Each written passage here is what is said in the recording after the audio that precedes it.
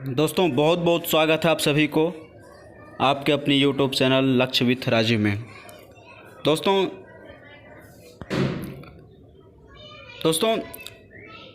आज से हम भूगोल की महत्वपूर्ण प्रश्नों की कड़ी शुरुआत कर रहे हैं। ये ऐसे प्रश्न आपके सामने हैं जो किसी न किसी एग्ज़ाम में आए हुए हैं और वापस आने की पूर्णतः संभावना है। हाँ तो दोस्तों, ये महत्वपूर्ण प्रश्न आपके एग्ज़ाम में आएंगे, लेकिन आपके ऐसे प्रश्न को देख करके आप थोड़ा नर्वस हो जाते हैं और एग्ज़ाम में जानबूझ करके गलती कर देते हैं। आइए दोस्तों, ऐसे प्रश्नों को रटना नहीं, यहाँ पे समझना है, समझ करके दोस्तों अपने दिमाग में सेट करना है। आइए देखते हैं पहले क्वेश्चन के साथ में। पहला क्वेश्चन है, भारत का क्षेत्रफल संपूर्ण विश्व के क्षेत्रफल का कितना प्रतिशत है?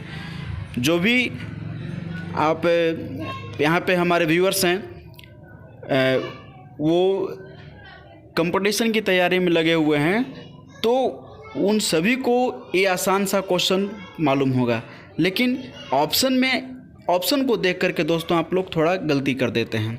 देखिए ऑप्शन में क्या है, और ऐसे ऑप्शन को सीधा सीधे याद करने में ही भलाई होती है, लेकिन यहाँ पे ऐसे मेरा जो तर्क है समझाने का, मैं आपको रटने के लिए नहीं बता रहा हूँ, सिर्फ आप समझिए और पॉइंट से आप लोग को याद करते चलना है। दोस्तों देखते हैं, तो ऑप्शन नंबर पहला है 4.42%, सेकंड है 2.24%, थर्ड है 2.42% एंड फोर्थ है 4.22%। जी हाँ दोस्तों, इसका आंसर आप सभी को मालूम होगा संभवतः, लेकिन ऐसे प्रश्न को ट्रिक से याद कीजिए। और यहाँ पे ऑप्शन नंबर 3 में दिया हुआ है 2.42%, ये आपका राइट आंसर है दोस्तों। इसमें एक्चुअली है क्या, आप देख सकते हैं यहाँ पे, और 2.42% ये जो आपका 2.42, इसको याद कैसे करना है दोस्तों?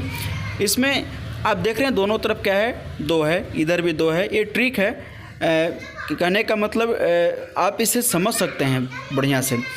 और ये जब 2 को ऐड करेंगे तो 4, मीन्स अपने को इस तरह का एक ट्रिक पेश करना है जिससे हमें किसी भी चीज़ को रटने की ज़रूरत नहीं पड़े।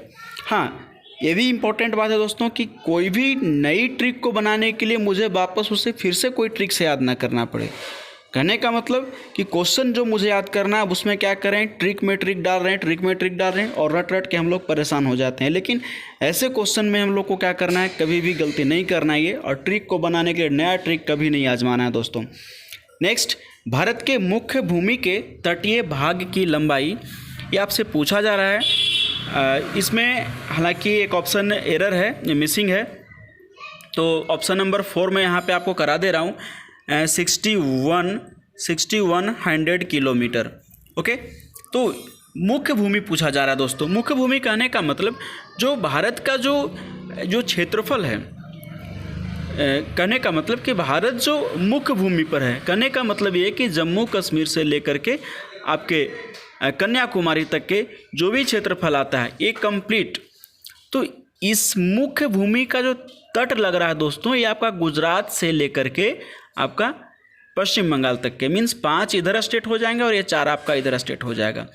तो ये 9 स्टेट में ही तो तटीय सीमा मिलेगा, और ये तटीय सीमा की लंबाई ही पूछा जा रहा है। तो इसका राइट आंसर होगा 6100 किलोमीटर। आप इसे आप लोग अलग से ऐड कर लेंगे। ओके, आइए देखते हैं नेक्स्ट क्वेश्चन। नेक्स्ट है, भारत के सभी 7 पड़ोसी देशों के साथ सीमा की लंबाई कितनी है? बहुत इंपॉर्टेंट क्वेश्चन।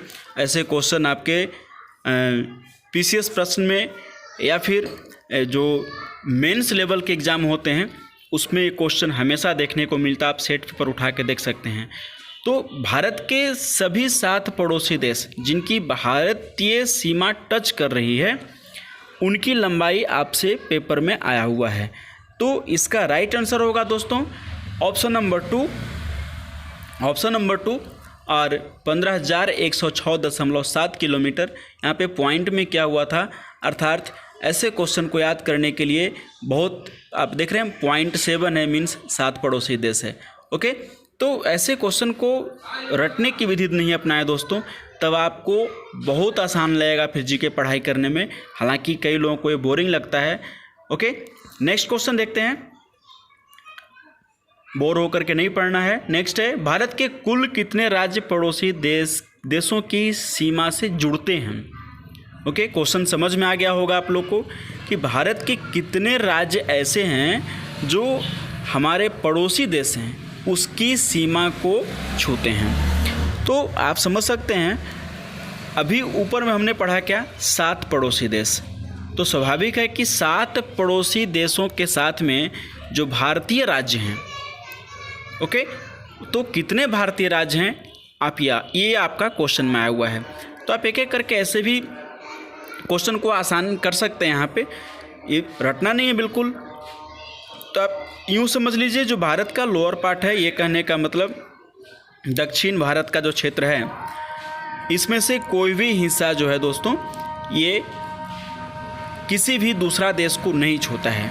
हाँ, श्रीलंका बाजू में है, नीचे में है, लेकिन यहाँ पे क्या है, पाक स्ट्रेट है, गल्फ ऑफ मन्नार है, जिसके कारण से ये स्थलीय सीमा यहाँ से कोई नहीं गई हुई है।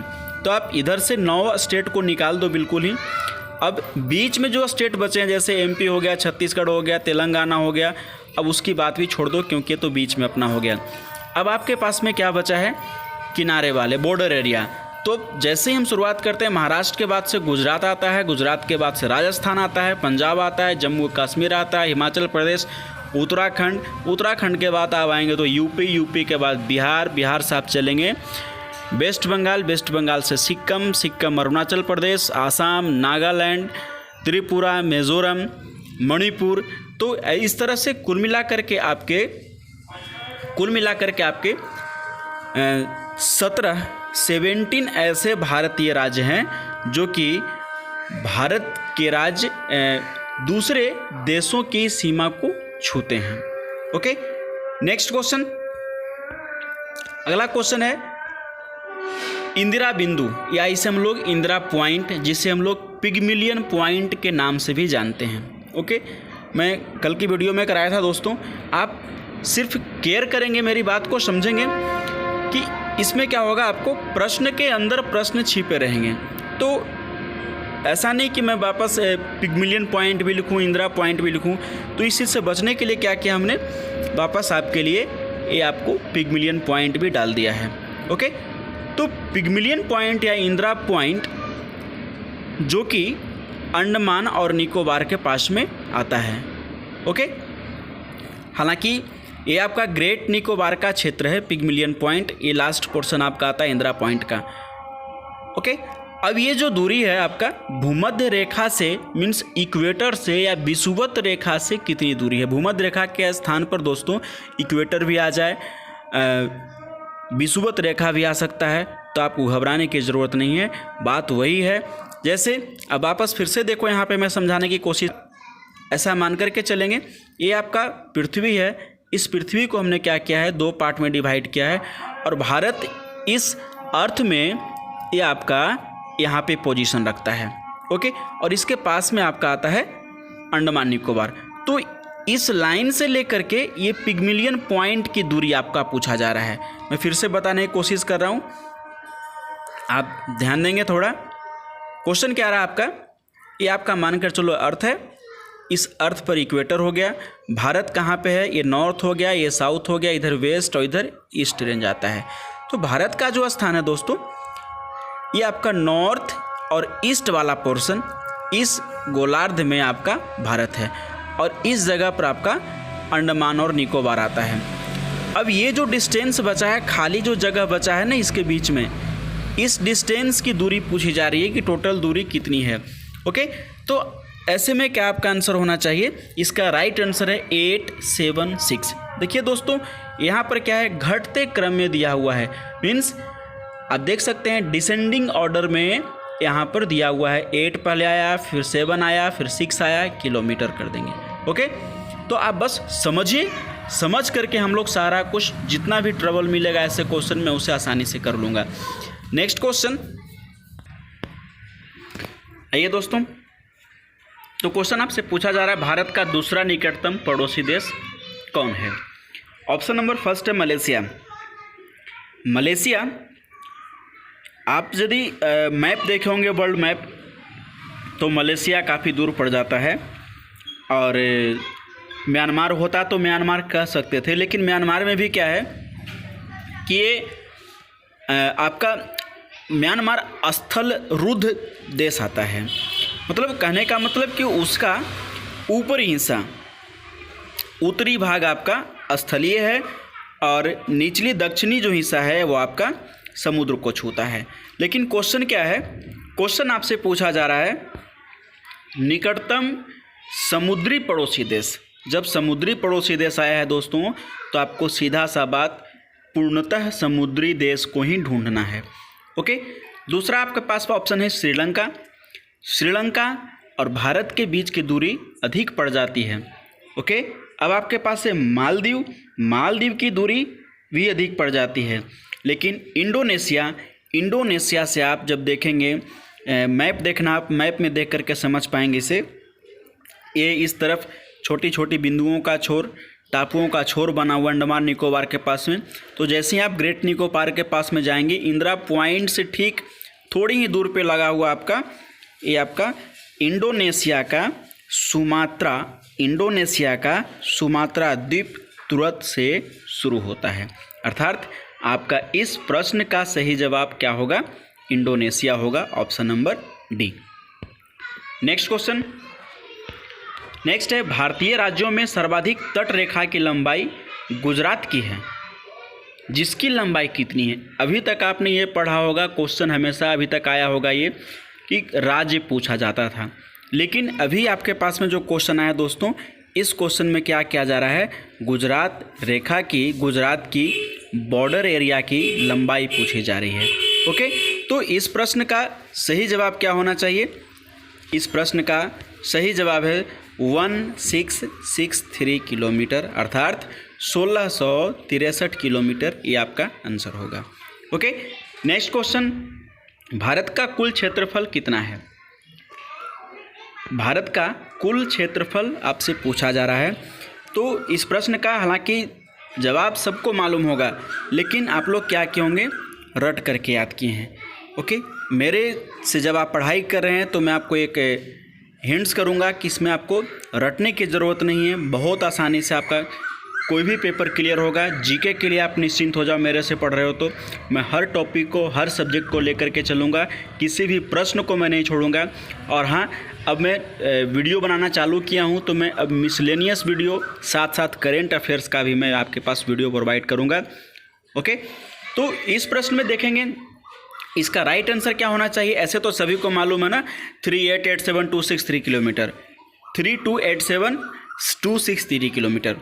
लेकिन इसको कैसे याद करेंगे दोस्तों, 32,87,263 square kilometre. Okay, means square वर्ग किलोमीटर इसका क्षेत्रफल होता है। क्षेत्रफल को क्या हम लोग डिनोट करते हैं, स्क्वायर से डिनोट करते हैं, वर्ग से डिनोट करते हैं। तो आप यहाँ देख सकते हैं आपके ऑप्शन में है 32,87,263 किलोमीटर, ऑप्शन नंबर 3 आपका आंसर हो जाएगा। Okay, option number 3। Next question, Bharat के कुल क्षेत्रफल के कितने प्रतिशत भाग पर पर्वत श्रेणियां हैं। पर्वत श्रेणियां भारत के कितने प्रतिशत क्षेत्र पर है, क्षेत्र पूछा जा रहा है। टोटल जो भारत का 100% है, इस 100% में से सिर्फ पर्वत इन क्षेत्र पर कितने प्रतिशत स्थान को घेरे हुए है, ये आपसे क्वेश्चन है। तो इस प्रश्न का राइट आंसर क्या होगा, 10.7 kilometre. Okay, 10.7 kilometre, option number 3 इसका राइट आंसर होगा। नेक्स्ट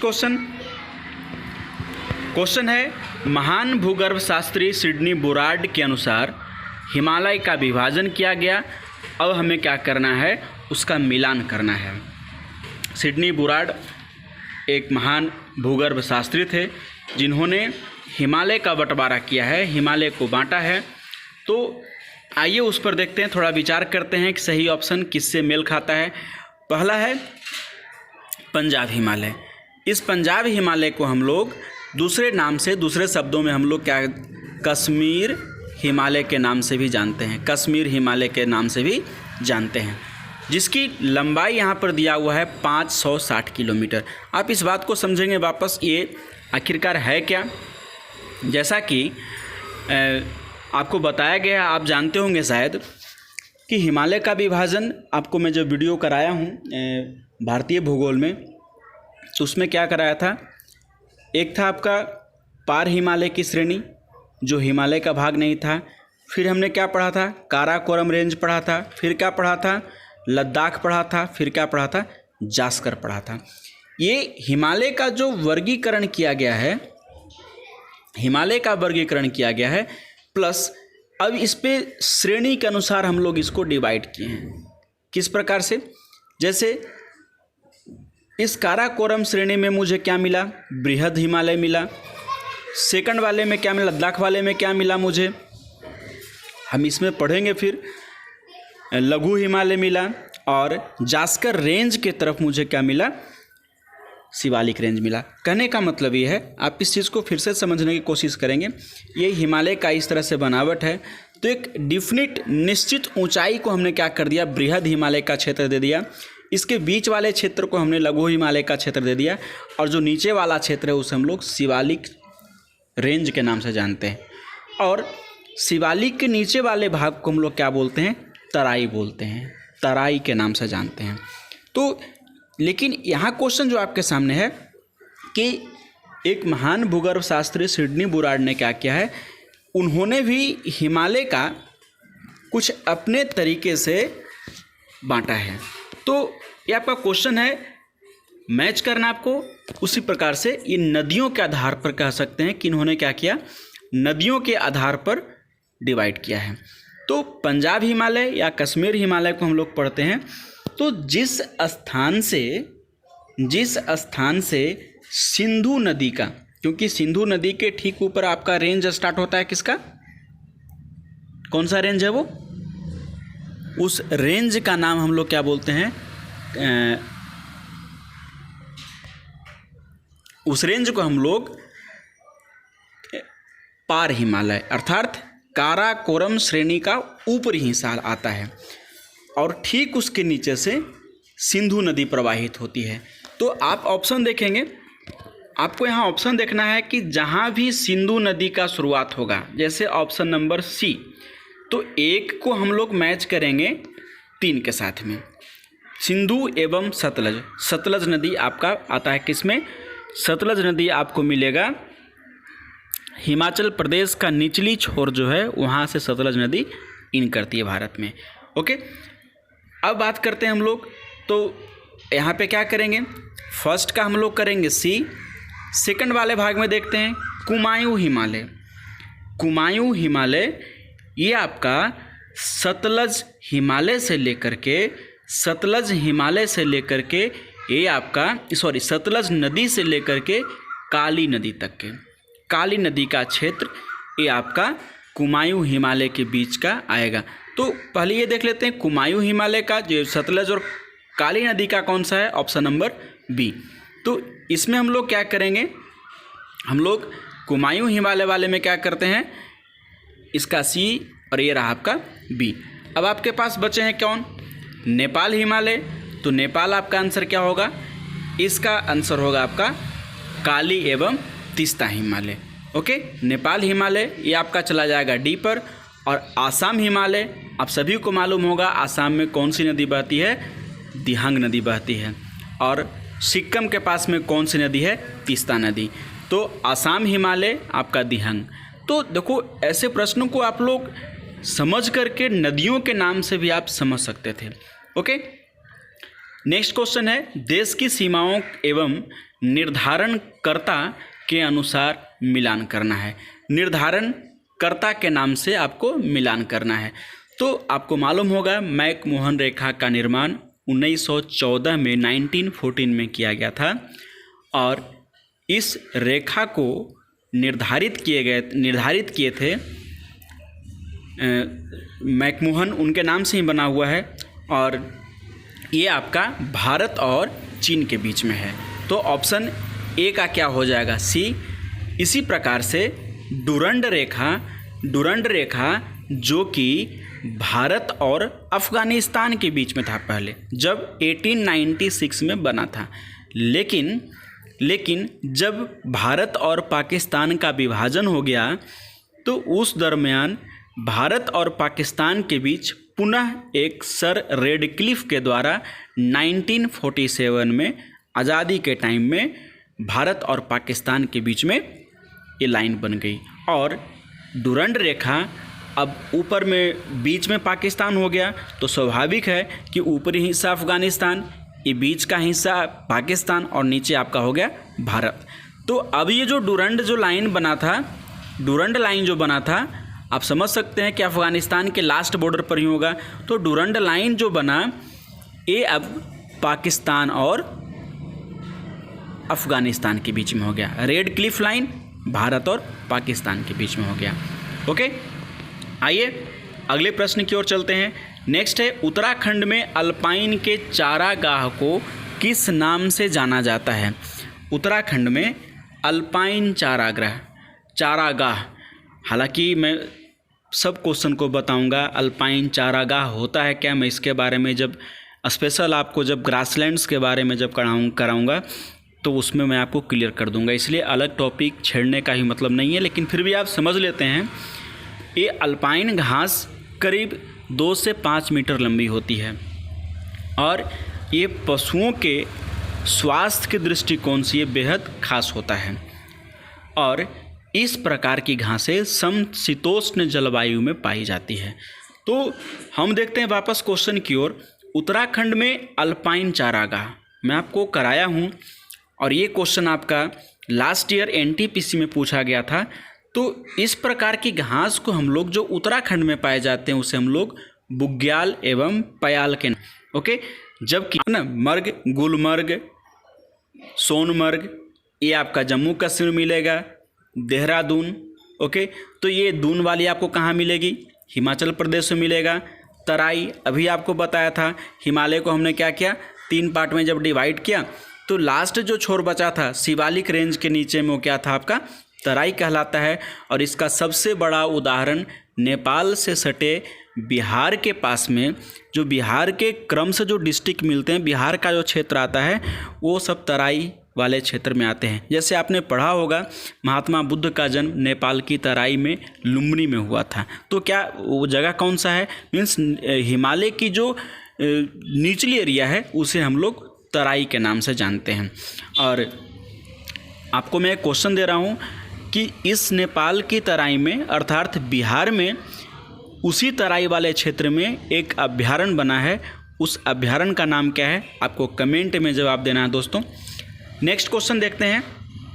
हिमालय का विभाजन एवं एक दूसरे से अलग होने की प्रवृत्ति पर मिलान करें। बहुत इंपॉर्टेंट क्वेश्चन है। जैसे फर्स्ट ऑप्शन है पार हिमालय एवं बृहद हिमालय। तो आपको मैं बताया हूँ ये क्षेत्र आपका हो गया पार हिमालय का, जो कि हिमालय का पार्ट नहीं है, हिमालय का पार्ट नहीं है ये। अब देखते हैं, और ये आपका हो गया बृहद हिमालय। इसके बाद जो हमने देखा था ये क्या हो गया था, इसके नीचे वाले भाग में क्या हो गया? लघु हिमालय। और इसके बाद क्या हो गया? शिवालिक रेंज। तो ये बीच का जो गैप बन रहा है ना, ये बीच का जो गैप बन रहा है, इस क्षेत्र को हम लोग सचर जोन के नाम से जानते हैं। अर्थात ये एक का ए राइट यहाँ पे सही मिला हुआ है। नेक्स्ट क्या है? बृहद और लघु हिमालय, ये दोनों के बीच का ये जो गैप बन रहा है दोस्तों, इसके बारे में। तो इसका आंसर क्या होगा? मेन सेंट्रल थ्रस्ट, अर्थात ये भी सही आपका मिला हुआ है। थर्ड क्या है? लघु एवं शिवालिक हिमालय। अब इस पार्ट का पूछ रहा है तो इसका क्या होगा आंसर? मेन बाउंडेड फॉल्ट, अर्थात आपका ये भी सही है। अर्थात सभी सही यहाँ पे हैं, कोई यहाँ पे गड़बड़ नहीं है।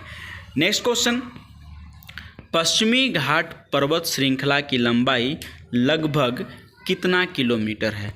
ओके, तो दोस्तों पश्चिमी घाट पर्वत श्रृंखला की लंबाई, इसकी शुरुआत गुजरात के ताप्ती नदी के बाईं छोर से शुरुआत होता है। ताप्ती नदी के बाईं छोर से शुरुआत होता है और सीधा आपका कन्याकुमारी तक चला जाता है। जैसे मैं आपको समझाने की कोशिश करूँगा। आप यहाँ देखेंगे, मानकर चलो ये भारत है और ये भारत में ये गुजरात, यहाँ पे गुजरात आपका ये है, इसके पास में आपका गुजरात हो गया। यहाँ से क्या है? नर्मदा और ताप्ती 2 नदियाँ यहाँ पे बहती है जो कि अरब सागर में गिर जाती है। तो ये ताप्ती नदी से शुरू होते हुए आपका सीधा एक रेंज बना दी है कहाँ तक के, कन्याकुमारी तक, मीन्स केरला तक चली जाती है। और ये टूटे फूटे यहाँ पे नीलगिरी पर्वत है और यहाँ पे 3 पर्वतों का मिलन होता है। हालांकि इसकी बातें मैं बाद में करूँगा। तो इस स्थान तक की लंबी सी पर्वत श्रृंखला है और इसे हम लोग पश्चिमी घाट या फिर सह्याद्री रेंज के नाम से हम लोग जानते हैं। और इसकी कुल लंबाई लगभग 1600 किलोमीटर है। नेक्स्ट, बहुत इंपॉर्टेंट क्वेश्चन, शायद आपको इस प्रकार के क्वेश्चन पहली बार आप देख रहे होंगे। विल्सन पॉइंट किस पर्वत श्रृंखला की सबसे उच्चतम चोटी है? विल्सन पॉइंट, जी हाँ दोस्तों, विल्सन पॉइंट महाबालेश्वर, जो कि महाराष्ट्र में है, ये महाराष्ट्र में है। और यहाँ से आपको बताना है क्वेश्चन कि महाबालेश्वर की चोटी से, महाबालेश्वर के पास से कौन सी नदी निकलती है, ये आपका क्वेश्चन है। आप कमेंट में जवाब देंगे दोस्तों, महाबालेश्वर के पास से कौन सी नदी निकलती है। और विल्सन पॉइंट इस महाबालेश्वर चोटी की सबसे ऊंची चोटी है। जैसे मैकाल आपने पढ़ा होगा, गिर गुजरात में पढ़ा होगा, मैकाल एमपी है, सतपुड़ा एमपी है, में तो अलग चोटियाँ यहाँ पे है। नेक्स्ट क्वेश्चन, पश्चिमी घाट के प्रमुख दर्रे एवं शहरों के क्रम को मिलान करें। बहुत इंपॉर्टेंट क्वेश्चन है दोस्तों। तो पहला आपके पास में है थालघाट। थालघाट ये आपका इसका राइट आंसर होगा। ये आपका मुंबई से नासिक तक ये एक मार्ग बना हुआ है। थालघाट, जैसे मैं आपको वापस इसमें फिर से समझाने की कोशिश कर रहा हूँ, तो ये महाराष्ट्र राज्य, ये आपका महाराष्ट्र हो गया। और इधर महाराष्ट्र में कुछ इम्पोर्टेंट सिटी हैं और ये बीच में भी बताया आपको क्या है, सह्याद्री रेंज है या पश्चिमी घाट है। अब मुंबई की स्थिति इस जगह पर दोस्तों, यहाँ पर आपका मुंबई हो गया। ओके, अब मुझे मुंबई से इस तरफ जाना है जो कि महाराष्ट्र के अंदर में ही है और बड़े बड़े सिटी हैं। तो इन शहरों को कनेक्ट करने के लिए, शहरों को जोड़ने के लिए क्या करते हैं हम लोग, इस पहाड़ को काट करके हम लोग क्या बनाए हैं, दर्रा बनाए हैं या रास्ता बनाए हैं, बे बनाए हैं। तो ऐसे ही मुंबई से आपको नासिक जाना हो, मुंबई से आपको पुणे जाना हो, या फिर कोयम्बटूर आपका इस तरफ आ जाएगा, सॉरी कोचीन आपका इस तरफ आएगा, कोयम्बटूर आपका तमिलनाडु में आ जाता है। इसी प्रकार से तिरुवनंतपुरम तमिलनाडु, केरला के पास में राजधानी केरल की तिरुवनंतपुरम, ये आपका इसी तट पे है। और मदुरै आपका तमिलनाडु में इस तरफ है। तो हमें जाने के लिए क्या करना होगा, या तो फिर आप उल्टे मार्ग से आओ या फिर इधर से आओ, नहीं तो फिर शॉर्टकट करो। शॉर्टकट के लिए क्या क्या, दर्रा का इस्तेमाल किया। तो इन रास्तों में जाने के लिए हमने क्या किया है, ऐसे जगहों का प्रयोग किया जाता है, अर्थात दर्रे का इस्तेमाल किया जाता है। तो थालघाट ये आपका मुंबई से नासिक, बिल्कुल सही है। भोरघाट इसे हम लोग मुंबई एवं पुणे, पालघाट ये आपका कोयम्बटूर से कोचीन तक जाता है, और इस सेनकोटा तिरुवनंतपुरम से मदुरै तक जाता है दोस्तों। तो इस प्रकार ये सभी जितने सारे मैच किए हुए हैं सबके सब सही हैं। नेक्स्ट क्वेश्चन, भारत के पूर्वी समुद्र तटों को डेल्टा के क्रम से मिलाना है आपको। ओके, आइए देखते हैं। अब हम लोग बात करते हैं भारत के पूर्वी छोर। तो पूर्वी छोर देखने का मतलब क्या, इस तरफ का, पश्चिमी छोर ये इस तरफ का। ओके, तो पूर्वी छोर पे हम लोग आते हैं। पूर्वी छोर में बात की गई किसकी, समुद्र तट को डेल्टा से मैच कराना है आपको। ओके, तो वापस फिर से आप देखेंगे, ये आपका समुद्र तट हो गया, ये पूर्वी एरिया हो गया, इस तरफ आपका पूर्वी हिस्सा है। पहला है कृष्णा से, फर्स्ट है कृष्णा, कन्याकुमारी से कृष्णा डेल्टा। तो आप पहले इस प्रकार से समझेंगे, कन्याकुमारी आपका नीचे में हो गया, उसके बाद आपको कावेरी नदी मिलेगी। ऐसे इससे पहले वैगई नदी है, वैगई के बाद कावेरी है, कावेरी के बाद कृष्णा है, कृष्णा के ऊपर गोदावरी है। इसके बाद फिर आपका ऊपर में आप बढ़ोगे महानदी मिलेगा, फिर आप जैसे जैसे ऊपर जाएंगे इस प्रकार से पश्चिम बंगाल की नदियाँ फिर मिलेगी। ओके, तो हालांकि यहाँ पे ना वैगई की बात हुई ना कावेरी की बात हुई है, यहाँ पे डेल्टाई क्षेत्र कहने का मतलब यहाँ पे क्वेश्चन आया डेल्टा के क्रम से मिलाना है। तो कन्याकुमारी से जो कृष्णा नदी का रेंज है इस बीच का जो रेंज है इसे हम लोग किस नाम से जानते हैं, ये आपका क्वेश्चन में आया हुआ है। तो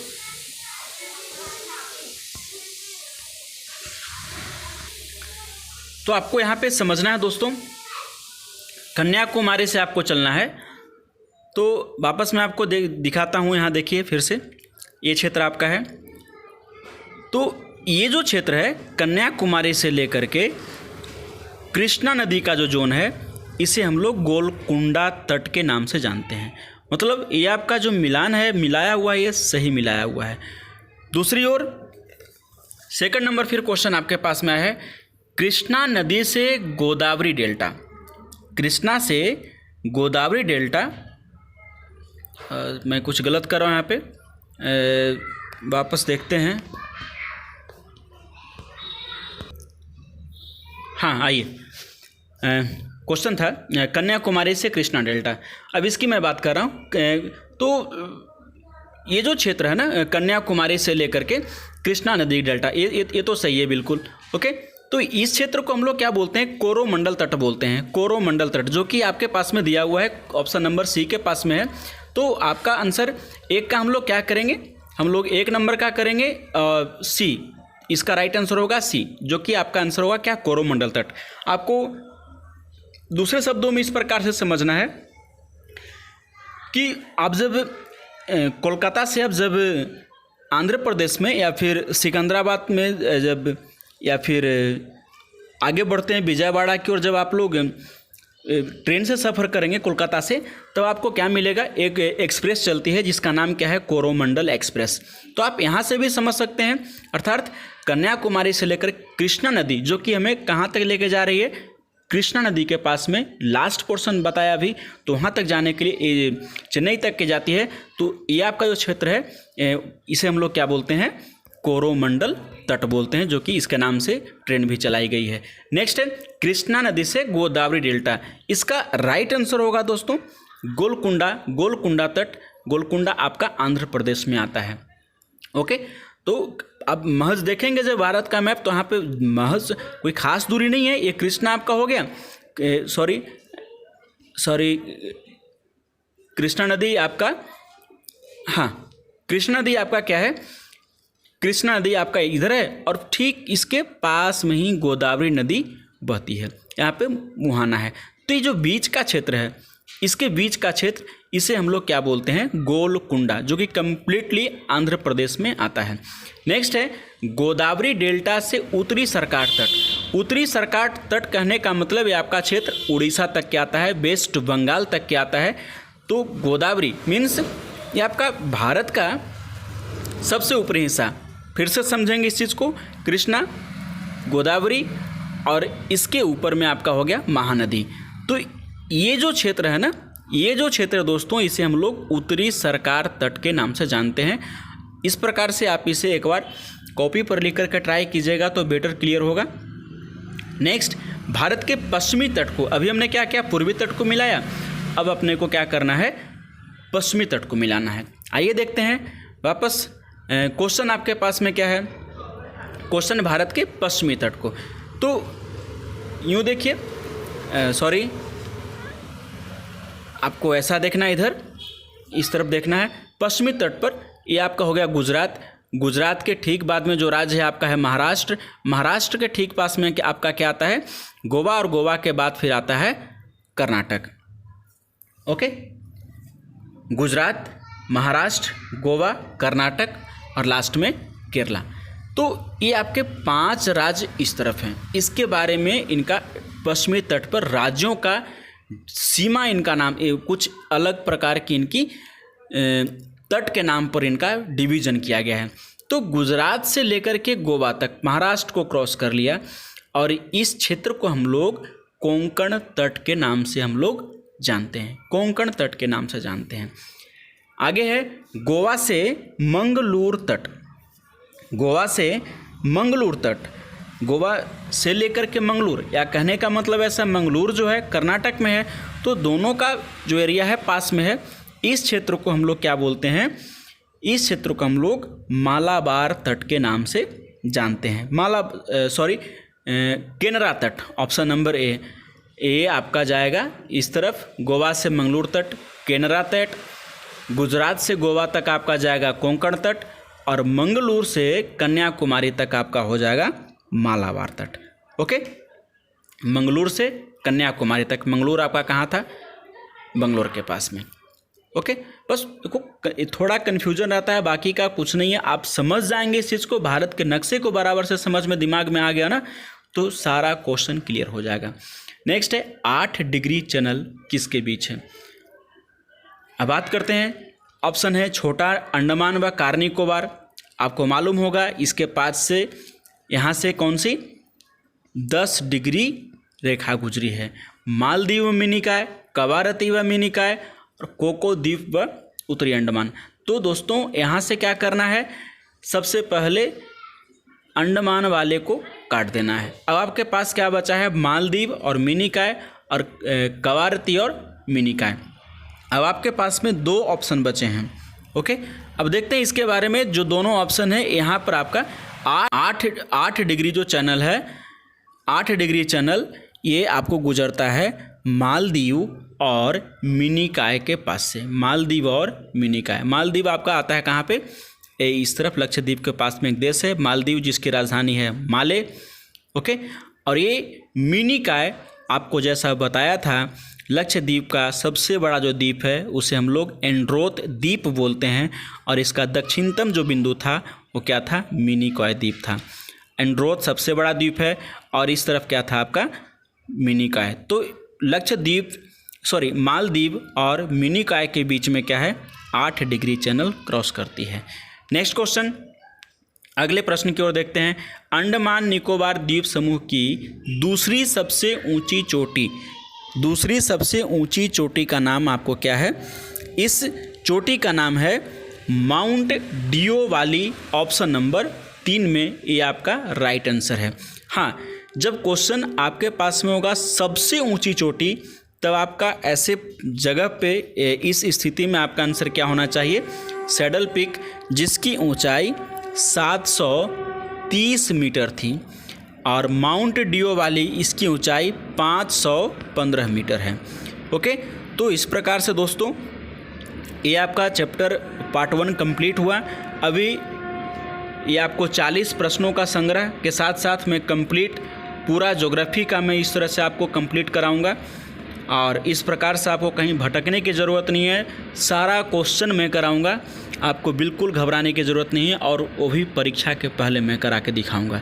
तो आप लोग बस मुझे भी थोड़ा मोटिवेट कीजिए, मुझे भी थोड़ा प्रोत्साहित कीजिए दोस्तों, और इस चैनल को, इस वीडियो को अपने दोस्तों में, अपने रिश्तेदारों में, आप अपने खुद के लिए सब्सक्राइब कीजिए, लाइक कीजिए, कमेंट कीजिए। यदि मेरे में कुछ इस तरह की खामी है, कुछ आपको नहीं मज़ा आ रहा है, तो आप मुझे कमेंट करके उसका कुछ जवाब दीजिए, मुझे प्रोत्साहित कीजिए कि मैंने यहाँ पे इस जगह पे इस तरह की गलती कर रहा हूँ, तो मैं कोशिश करूँगा आपसे और बेहतर ढंग से आपको मैं पढ़ाऊँ।